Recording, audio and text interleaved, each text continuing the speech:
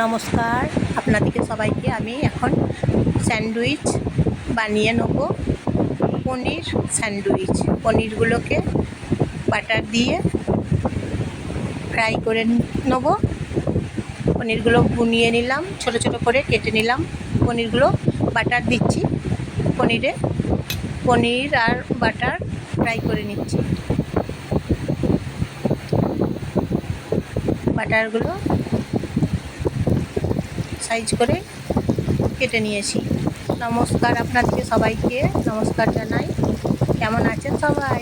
ভালো আছেন তো? তারপর গরম পড়েছে, প্রচুর গরম পড়েছে জানেন তো। পনিরগুলোকে এখন আমি ভেজে নিচ্ছি বাটার দিয়ে,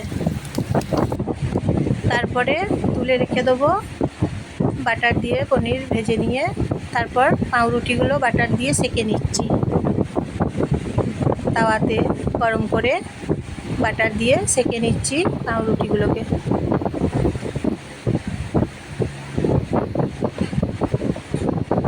দু পিঠ করে সেঁকে নিচ্ছি। দু পিঠ করে সেঁকে নিয়ে তারপর পনির দিয়ে বাটার, ওই যে পনির ভেজে নিয়েছি বাটার দিয়ে, পাউরুটি গরম তাওয়াতে সেঁকে নিচ্ছি। তারপর কেটে নিয়েছি আর দিয়ে দিচ্ছি টমেটো, পনির, ক্যাপসিকামগুলোও আমি বুনিয়ে নিয়েছি। মেয়োনিজ দিচ্ছি, মেয়োনিজ, ক্যাপসিকাম, পনির, টমেটো দিয়ে বানিয়ে নিচ্ছি স্যান্ডউইচ। মেয়োনিজ ভেতরে ভরে দিচ্ছি। পনির স্যান্ডউইচ বানিয়ে নিচ্ছি।